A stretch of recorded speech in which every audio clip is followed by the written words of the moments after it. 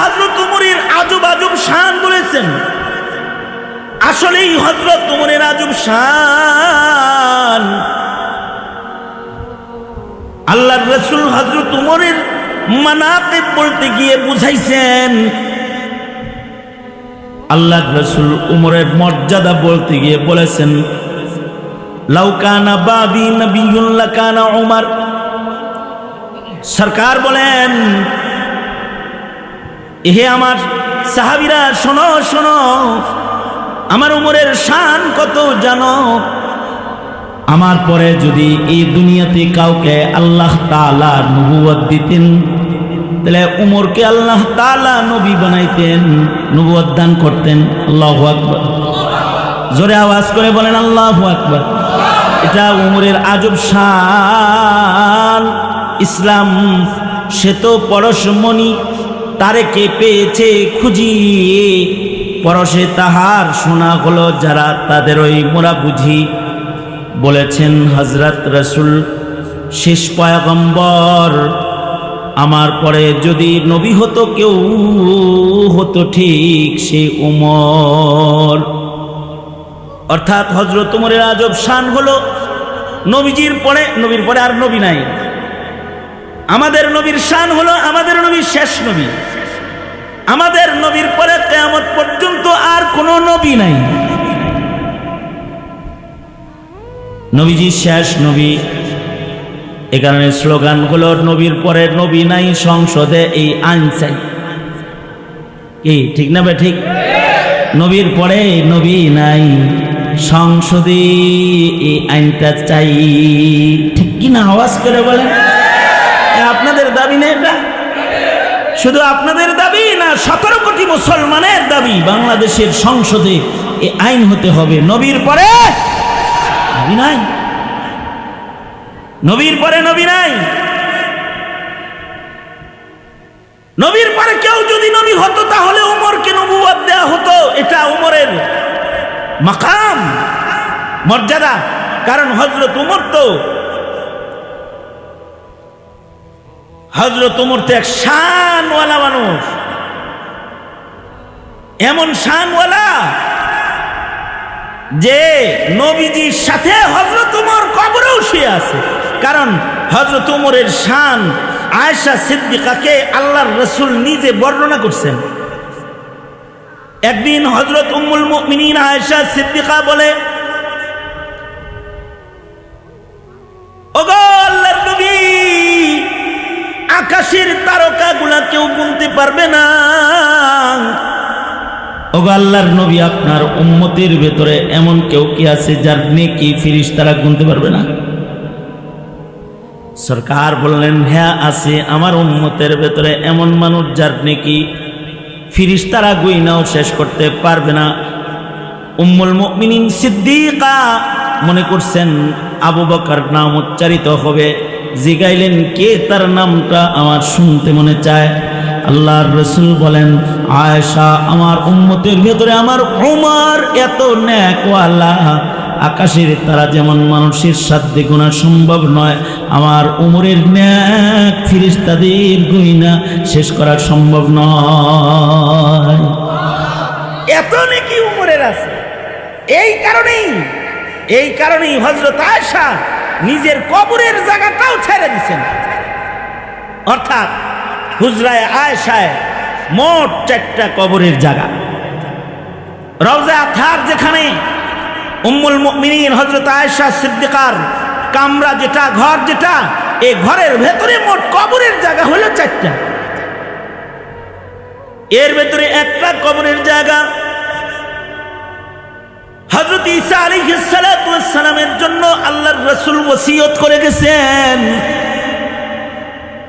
এই জায়গায় ঈসা নবীর কবর হবে। ঈসা আলাইহিস সালাতু ওয়াস সালাম করবে কিয়ামতে আসমান থেকে নুজুলে ঈসা হবে, দুনিয়াতে থাকবেন, মদিনায় ইন্তেকাল করবেন এবং সরওয়ারে দু আলম নবীর কবরের পাশে ফাঁকা জায়গায় হযরত ঈসা আলাইহিস সালামের কবর হবে। আল্লাহর রাসূল উম্মুল মুমিনিনের ঘরে ইন্তেকাল করেছেন। নবীদের শান হলো নবীরা যেখানে ইন্তেকাল করে সেখানে কবর হয়। এই হুজরায় আল্লাহর রাসূলের ওফাত হয়েছে, হুজরায় আয়েশায় আল্লাহর নবী দাফন হইছেন। হযরত সিদ্দিক আকবর যখন অসুস্থ, হযরত সিদ্দিক আকবর আল্লাহর রাসূলের পাশে কবরের দরখাস্ত করেছেন, আয়েশা তোমার হুজরায় কি নবীর পাশে আমার কবর হবে নি? অবশ্যই স্বামীর সাথে বাবার সাথে আমি থাকব, বাবা আপনার কবর এখানে হবে। হযরত আবু বকর সিদ্দিক রাদিয়াল্লাহু আনহু বললেন, হ্যাঁ কবর আমাকে দিবা, এটা আমার ওসিয়ত, নবীজির কবরের পাশে আমার কবর দিবা, কিন্তু কবর খনন করে কবরের পাশে নিয়ে আমারে রাখবা। আর আল্লাহর রাসূল হায়াতুন নবী কবরে শুয়ে আছেন আল্লাহর নবী, নবীজি মাটির উপরে যেমন মাটির নিচে রাসূল তেমন অক্ষত হায়াতুন নবী। নবীজির কাছে জিজ্ঞাসা করবা, ও আল্লাহর নবী আপনারা আবু বকরকে আপনার পাশে শোয়ানোর জন্য আমরা সাজায় গুজায় লয়ে আইছি, ইজাজত যদি দেন তো আপনার আবু বকরকে আপনার পাশে কবরে আমরা শোয়া দিব। সরওয়ারে দু আলম নবী যদি ইজাজত দেয় তাহলে আমাকে কবরে নামাইবা, আর যদি অনুমতি না দেয় তো জান্নাতুল বাকিতে আমাকে শোয়া দিবা। হযরত আবু বকরের ইন্তেকাল হয়ে গেলে আল্লাহর রাসূলের পাশে সিদ্দিক আকবরের কি আনা হলো। হযরত আলী রাদিয়াল্লাহু আনহু নবীজির কাছে ইজাজত চাইলে কবর থেকে আওয়াজ আসলো, আলী রে দেরি করিস কেন, আমার হিজরতের সাথী আবু বকর, আমার হাতের পয়লা মুসলমান আবু বকর, তাড়াতাড়ি আমার সাথে শোয়া দে। হযরত সিদ্দিক আকবর নবীজির পাশে শুয়ে আছেন, এবার ফাঁকা আছে আর একটা কবরের জায়গা। হযরত আয়েশা সিদ্দিকার তামান্না হলো এই জায়গার ভেতরে হযরত আয়েশা সিদ্দিকার নিজে শুইবেন, কিন্তু হযরত ওমরের একটা আজব দোয়া ছিল, আল্লাহুম্মা রযুকনি শাহাদাতান ফি সাবিলিক ওয়াজআল মাউতি ফি বালাদি রাসূলিক। শাহাদাতের মওত চাই, মদিনায় মরণ চাই। মহান আল্লাহ হযরত ওমরের দোয়া কবুল করে শাহাদাতের মওত মদিনায় দিয়ে দিলেন। হযরত ওমর যখন মৃত্যুর ইন্তজার করতেছিলেন, মদিনায় মৃত্যু হয়েছে, এবার নিজের কবরের জায়গাটা আরেকটু ভালো বানাইবার জন্য নিজের সন্তান আব্দুল্লাহ ইবনে ওমরকে সিদ্দিকা উম্মুল মুমিনিনের কাছে পাঠাইলেন, বললেন যাও আয়েশা সিদ্দিকা উম্মুল মুমিনিনকে বলো তার যে কবরের জায়গাটা উনি ওনার জন্য রাখছে, উনি যদি দয়া করে ওনার কবরের জায়গাটা আমাকে একটু দান করে, তাহলে আমি বরজখের জগতে নবীর কদমের কাছে একটু জায়গা চাই, কারণ কবরের জগতে আমি উমর বড় ভয় পাই। দেখো অনুমতি দেয়নি। বদরুদ্দিন আইনি রহমতুল্লাহি আলাইহি শারিহুল বুখারী তিনি বলেন, আয়েশা সিদ্দিকার তখন ওমরের শান মনে পড়ে গেছে। ওমরের নেকি তো ফেরেশতাও কইনা শেষ করতে পারবে না। এই জায়গায় উমরকেই মানায়, কারণ ময়দানে মাহশারে যখন আল্লাহর রাসূল আমার কামরাত থেকে উঠা দাঁড়াবে আর আল্লাহর রাসূলের পাশে নিসবতে ইত্তেহাদি উম্মতের শ্রেষ্ঠ মানুষ আবু বকর দাঁড়াবে, ওইখানে ছোট্ট ঝুড়িওয়ালা একটা জোনাকি বোকার বাতির মতন আমল নিয়ে আমি আয়েশা যদি দাঁড়াই, তাহলে শরম ছাড়া সূর্যের পাশে ছোট্ট বাতি শরম ছাড়া আর কোনো উপায় থাকবে না। এরকম শরম পাওয়া যাইব না। নিজের জায়গা আলোকিত নবুয়ত পাওয়ার উপযুক্ত মানুষ, নবুয়ত পাওয়ার মতো উপযুক্ততা যার আছে রাসূলের জবানে বর্ণিত, তাকেই নবীর পাশে শোয়া দিয়া আমি আমার বোনদের কাছে চলে যাই। আল্লাহু আকবার কবীরা। ওনার কবরের জায়গা উনি ছেড়ে দিয়া উনি নিজের বোনদের সাথে জান্নাতুল বাকিতে চলে গেলেন। তার মানে হযরত ওমরের শান কিন্তু ছোটখাটো না। আল্লাহর রাসূল আরো বলেন, ওমর হলেন ফারুক বাইনাল হক ওয়াল বাতিল। আল্লাহর রাসূল উমর সম্পর্কে আরো বলেন, আমার উমর যেই পথ নিয়ে হাঁটে ও পথে শয়তান হাঁটে না। হযরত উমর সম্পর্কে আল্লাহর রাসূল আরো বলেন, নবীজি বলেন, সব নবীর জন্য একজন মুহাদ্দিস আছে, আর আমি নবীর জন্য একজন মুহাদ্দিস আছে। মুহাদ্দিস বলে যে হাদিস পড়ায়, হাদিস বর্ণনা করে, আর মুহাদ্দিস বলে যার কলবের ভেতরে আল্লাহ তাআলা আল্লাহর কথা নিজে ইলকা করে। আল্লাহর কথা আল্লাহ যে বান্দার দিলে ইলকা করে তাকে মুহাদ্দিস বলা হয়। হযরত উমর মিজাজে ওহী ছিলেন, হযরত উমর মুহাদ্দিস ছিলেন, অর্থাৎ আল্লাহ তাআলা আল্লাহর কথাকে উমরের হৃদয়ের ভেতরে আল্লাহ ঢাইলা দিতেন। আল্লাহ নিজে নিজের কথা উমরের কলবের ভেতরে ঢালতেন। যার কলবে আল্লাহ নিজের কথা ঢালে তার হৃদয়ে বুঝি নবীর মোহাব্বত কম? তিনি তো মুহাদ্দিস। আর উনার বসীরত, উনার দূরদৃষ্টি কিরকম? আমাদের মতো দূরদৃষ্টিওয়ালা উমর না। আমরা পর্দার ওই পাশে দেখি না, আমরা দেয়ালের ওই পাশে দেখি না, আমরা দূরবীন ছাড়া দূরে দেখি না, চশমা ছাড়া ছোট লেখা দেখি না। কিন্তু হযরত উমর মসজিদের মিম্বরে দাঁড়ায়া দাঁড়ায়া, সারিয়াকে শত শত মাইল দূরে যুদ্ধ হচ্ছে, উমর মিম্বরে মসজিদে নববীতে দাঁড়ায়া দাঁড়ায়া সব দেখতেছে। আর জুমার নামাজের খুতবার দৌরান হযরত উমর চিৎকার করে বলতেছে, ইয়া সারিয়া আল জাবাল, এই সারিয়া পাহাড়ে তাকাও, পাহাড়ে তাকাও, তোমার পিছে শত্রু। হযরত সারিয়া যুদ্ধের বিজয় অর্জন করে গাজী হইয়া যখন মদিনায় আসলেন, হযরত সারিয়া যখন বিজয় অর্জন করে মদিনায় প্রবেশ করলেন, তো সাহাবীরা জিজ্ঞাসা করে, সারিয়া, শুক্রবারে জুমার নামাজের মাঝখানে যে হযরত উমর তোমার ডাক ছিল, তুমি ডাকটা শুনছিলা নাকি? হযরত সারিয়া বলে, আল্লাহর জাত জালালের কসম, আমিরুল মুমিনিন যদি ডাক না দিত, আর যদি ডাকটা নাই শুনতাম, তাহলে কবর হয়ে যেত যুদ্ধের মাঠে। আমিরুল মুমিনিন উমর ডাকলেন, আর তাকায় দেখি শত্রু পিছনে খাড়া আছে। যুদ্ধের মোড় ঘুরায় পেছনের দিকে ফিরা যুদ্ধ শুরু করলাম, বিজয় অর্জন করলাম, বিজয়ের মালা গলায় লইয়া মদিনায় আসছি। ওমর ডাক না দিলে পরাজয় ছাড়া আর কোনো রাস্তা ছিল না। এইরকম দূরদৃষ্টিওয়ালা হলো হযরত উমর। আর হযরত উমর রাসূলকে ভালোবাসে কেমন? নিজেই বলতেছে, খাবারের দস্তরখানে বসে আব্দুল্লাহ ইবনে উমর উমরকে বলে, আব্বা, আল্লাহ বাঁচাইছে, বাপ বেটা দুজন মুসলমান আমরা। যদি এরকম হইতো যে আমি ছেলে মুসলমান আর আপনি বাপ কাফের, আমি গেছি নবীর লগে যুদ্ধে আর আপনি আইছেন আবু জেহেলের লগে, যদি যুদ্ধের মাঠে আপনারে পায়া যাইতাম সরাসরি, কি যে করতাম বাপ হিসাবে? আপনাকে সম্মান করা তো জরুরি, গলাটা কেমনি কাটতাম, বিব্রত হয়ে যেতাম, কিভাবে আপনার সাথে আমি যুদ্ধে লিপ্ত হতাম? এটা কষ্টকর ছিল আমার জন্যে। আল্লাহ বাঁচাইছে, আমরা বাপ বেটা আলাদা দলের হইনি, আমরা দুজনই এক দলের, নবীর দলের। হযরত উমর বলতেছে, সন্তান, প্রেম খেলাটা খেলতে পারলাম না। তিনি কি কয়? তিনি কয়, আমি কিন্তু আমার জানের চাইতে আপনাকে বেশি ভালোবাসি।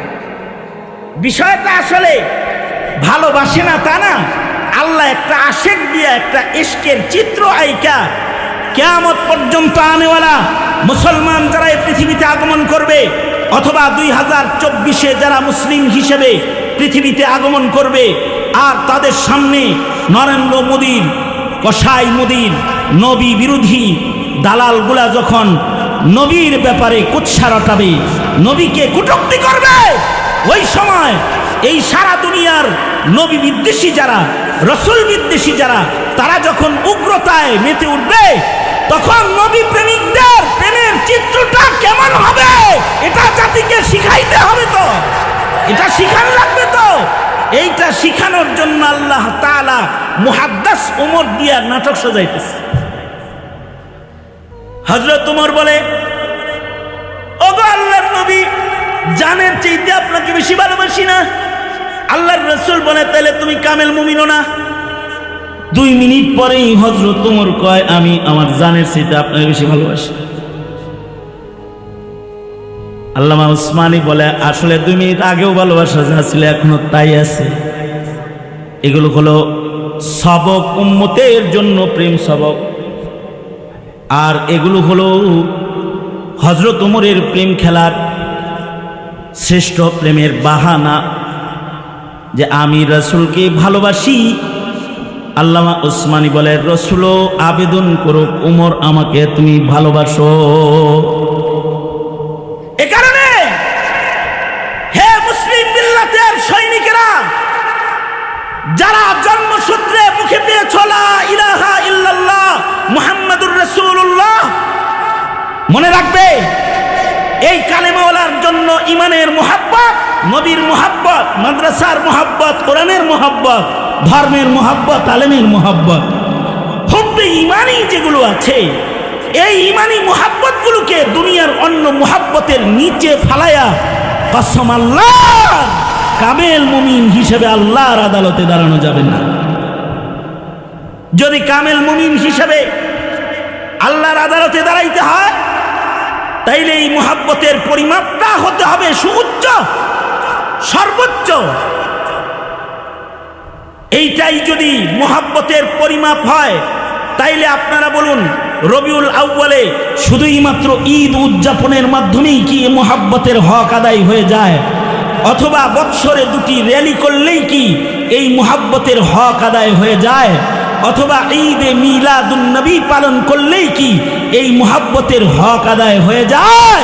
নাকি শেষ নিঃশ্বাস পর্যন্ত জীবনের বিনিময়ে হলেও নবীর ইজ্জত রক্ষা করে নবীর ইত্তিবার মাধ্যমে মুহাব্বত প্রমাণ করতে হয়? এটাও তো শিখার বিষয় আছে, ঠিক কিনা? যারা আওয়াজ করে বলেন এটা শিখার বিষয় আছে। শুধুই মাত্র এটা শিখার বিষয় তা না, এটা নিজের সন্তানকে শিখানোরও বিষয়। আমি শুধু জানলাম, আমার ছেলে জানলো না, আমার মেয়ে জানলো না, আমার বিবি জানলো না, তা না।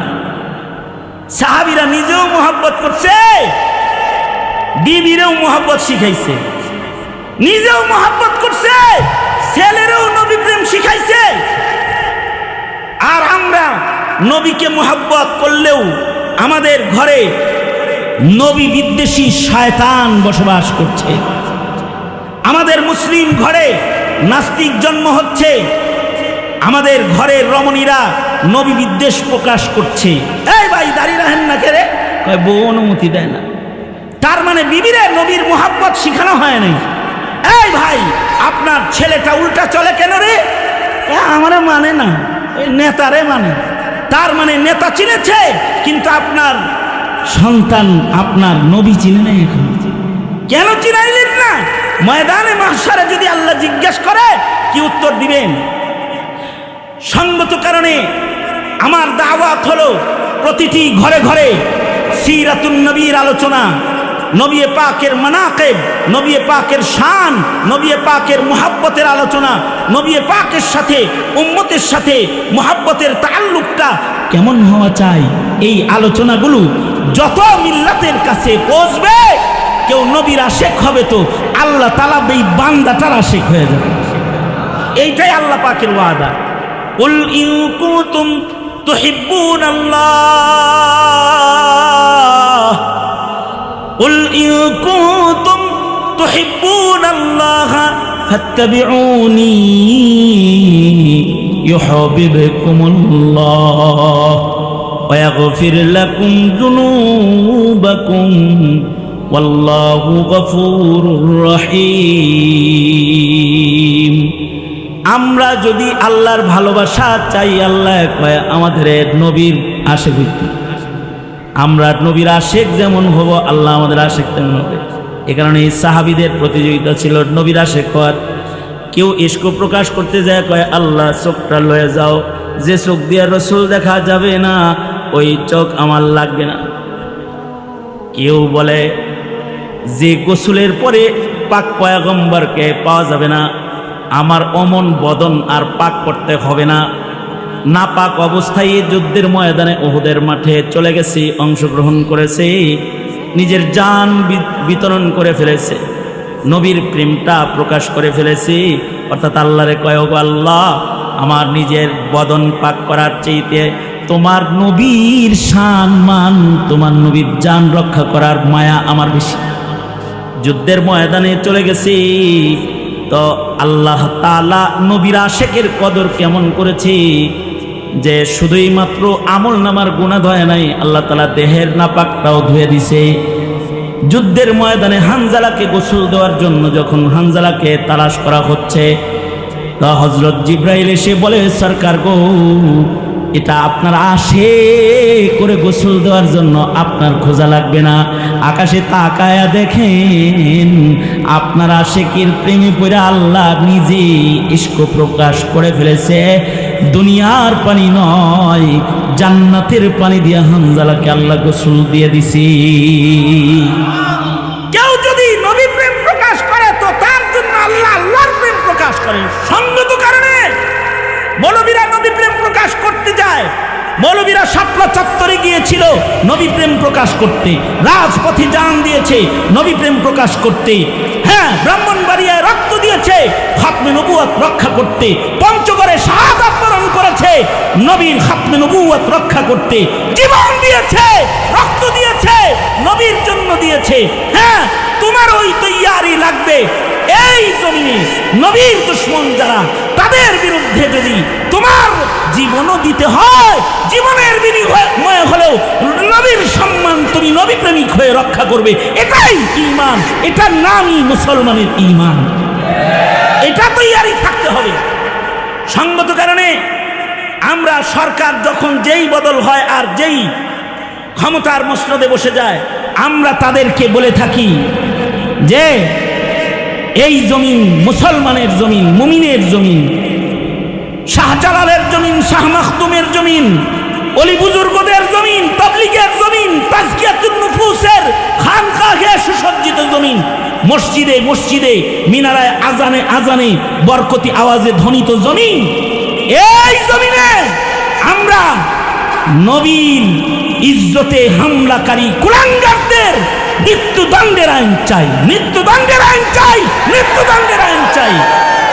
হ্যাঁ, যদি আমাদের এই নবী প্রেমের মূল্যায়ন কেউ না করে, তাহলে এমন কাউকে বাঙালি দল করতে পারে, রাজনীতি করতে পারে, নবীর ইজ্জতে আঘাত করলে স্কুল কলেজ সব এক হয়ে যায়। নবীর দুশমনদেরকে ক্ষমতার মসনদে বসে থাকতে দেওয়া হবে না, হবে না, কখনো এ জাতি দিবে না। এটা এ জাতির ঈমান। সঙ্গত কারণে আপনারা যারা এই বৃষ্টি ভেজা রাতে এখনো বৃষ্টি পড়ছে, এর ভেতরেও নবীর ঘরে যারা বসেছেন, আপনাদেরকে বলি, নবী প্রেমের মূল্যায়ন করে কখনো যদি ইমানের ইমতিহানে দাঁড়াতে হয়, জীবন দিয়ে জানের চাইতে রসুলকে বেশি ভালোবাসি, এটা প্রমাণ করতে রাজি আছি তো ইনশাআল্লাহ, রাজি আছি তো ইনশাআল্লাহ। আল্লাহ তাআলা আমাদের সবাইকে, আমাদের প্রজন্মকে নবী প্রেমিক করে কবুল করুন, আমিন বলেন। এই বৃষ্টির ভেতরে এই আয়োজিত এই মাহফিলকে আল্লাহ তাআলা কবুল মঞ্জুর করুক। বিশেষভাবে ডাক্তার সাহেব একজন নবী প্রেমিক মানুষ, উনি এই মাদ্রাসায় লক্ষ লক্ষ টাকা দান করে, ওনার মায়ের কবর এখানে রয়েছে, আরও যারা এখানে রয়েছে সবাই আপনারা এই মাদ্রাসাকে মহাব্বত করেন। আর যদি এখানে বৃষ্টি না হতো, এখনো যদি বৃষ্টি না ঝরতো, তাহলে কত নবী প্রেমিকরা যে আজকে এখানে ভিড় করত। যারা এই বৃষ্টির কারণে এখানে সামিল হতে পারে নাই, আপনারা যারা এসে পড়েছেন, আপনাদেরকে মোবারকবাদ জানাই। আল্লাহ আপনাদেরকে কবুল আর মঞ্জুর করুক, এই মজমাকে আল্লাহ তাআলা কবুল মঞ্জুর করুক। সবাই ইস্তিগফার করেন, আস্তাগফিরুল্লাহ রাব্বি মিন কুল্লি যামবিন ওয়া আতুবু ইলাইহি, লা হাওলা ওয়ালা কুওয়াতা ইল্লা বিল্লাহিল আলিয়্যিল আযীম। আস্তাগফিরুল্লাহাল্লাযী লা ইলাহা ইল্লা হুয়াল হাইয়ুল কাইয়্যুম ওয়া আতুবু ইলাইহি। আলহামদুলিল্লাহি রাব্বিল আলামিন, ওয়াসসালাতু ওয়াসসালামু আলা সাইয়্যিদিল আম্বিয়া ওয়াল মুরসালিন মুহাম্মাদি ওয়া আলা আলিহি ওয়া আসহাবিহি আজমাইন। মুষলধারে বৃষ্টি হচ্ছে, রব্বে করিম তোমার বান্দারা বৃষ্টির ভেতরে বসে রয়েছে। আয় রব্বে করিম, তোমার নবীর প্রেমের হক আদায়ের কিছু তরিকা নিয়ে একটি সবক আলোচনা করেছে। ইয়া আল্লাহ, তোমার বান্দারা হাত তুলে ওয়াদা করেছে, ভিক্ষুকের মতো দুইটা হাত বাড়ায় ধরেছে। মেহেরবানি করে আল্লাহ নবী প্রেমিক হিসেবে আমাদের কবুল মঞ্জুর করে নাও আল্লাহ। আয় রব্বে করিম, ডাক্তার ওমর ফারুক ভুইয়া সাহেবের মা এখানে শুয়ে আছে। এই মাদ্রাসার জন্য তার আবেগ ভরা ভালোবাসা, লক্ষ লক্ষ টাকার সাদাকা খায়রাত এখানে করে। এই এলাকার মুহিব্বিন মুতাআল্লিকিন যারা মাদ্রাসার রয়েছে, যারা মাদ্রাসাকে ভালোবাসে, আল্লাহ নবীর ভালোবাসা তাদের তুমি নসিব করে দিও আল্লাহ রব্বুল আলামিন। আয় আল্লাহ, মাদ্রাসাকে দিন দিন তারাক্কি উন্নতি দাও। মোহতারাম সাহেবকে ইখলাস মোহাব্বত আরো বৃদ্ধি করে দাও।